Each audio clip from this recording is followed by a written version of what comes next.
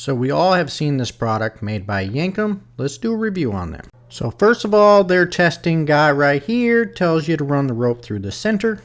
So when we first saw the video, we knew it was something that should not be done. So we did a short demonstration on this video right here. It is the same material and same coating as their ring.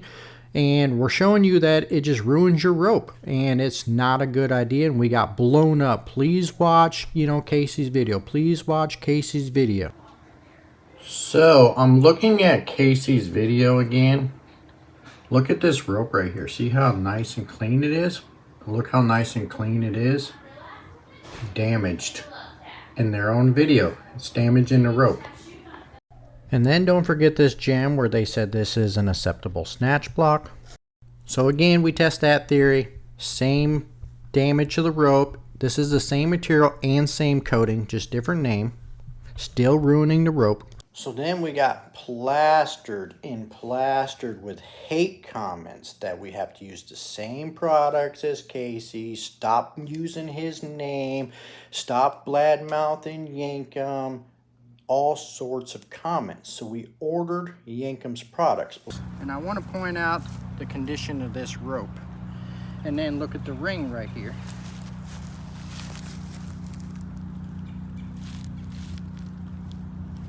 Now we talked about this previously and we got hated for it. So here we're testing their hitch link and it's doing the same damage as the pulleys. Just ruining winch rope.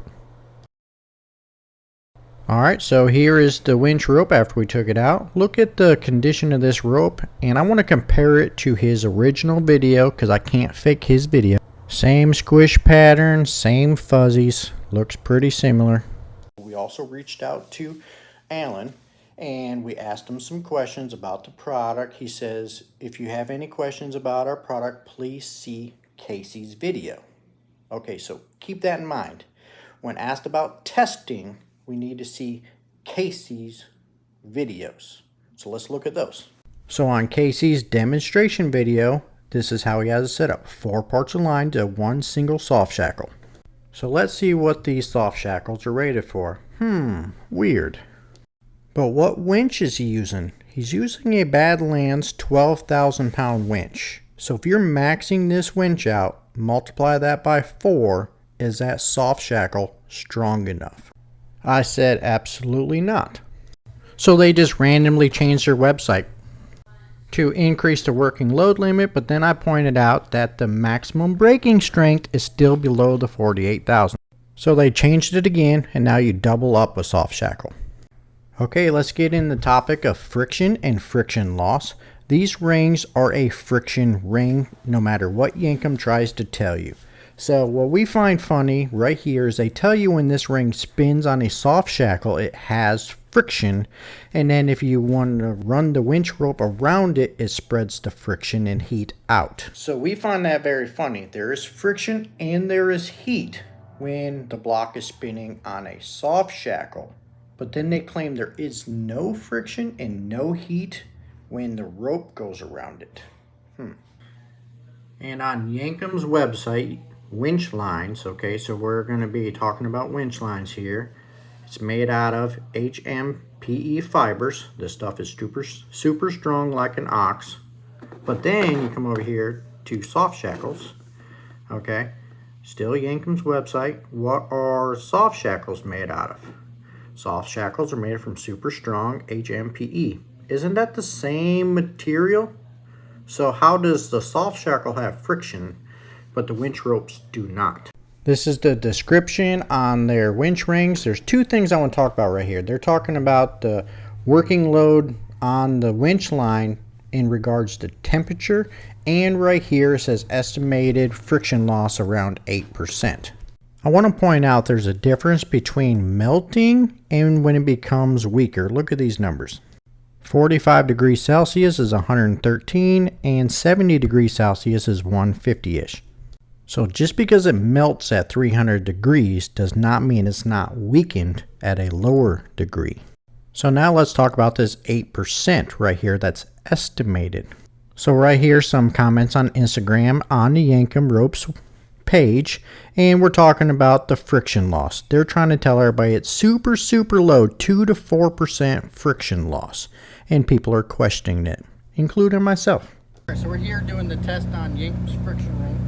Going from the Jeep, put the Scotch blocks down to keep it still, run down the winch cable to our first load cell. This is going to measure our line input from the winch, so we can regulate how much winching force we're adding to the system, so we can measure our mechanical advantage. We have the second load cell at the end of the system.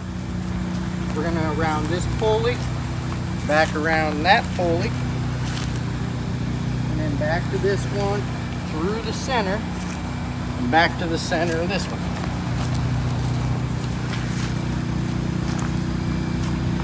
Exactly how Yankum says it's supposed to be ran. We got the doubled up shackles on that pulley, making a 4-to-1 system. So the purpose of the two different load cell is this is measuring our winch output, and that's going to measure our final output. We have guesstimated that the final output is going to be 2.95 to 1, not 4 to 1, because these rings are a friction ring, and you're going to lose a lot of force around the rings by rubbing. The rope has to rub around the rings instead of anything turning. So we're going to winch with the recovery vehicle to approximately 4,500 pounds of winching force. The reason I chose that number is that's because this Jeep would only reach around 4,200 pounds of actual winching force before it lost traction on good ground. So it would be very difficult for anybody on a trail to winch higher than that from a recovery vehicle. So that's a good baseline number to see what kind of winching force you can get out of a 4-part system with Yankum ropes pulleys. Let me know when you're ready.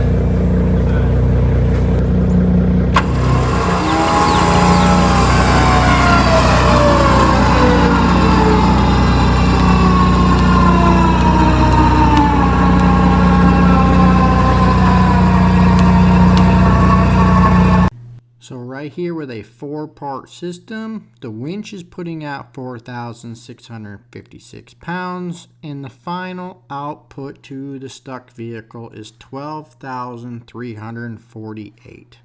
I don't quite think that's 4 to 1.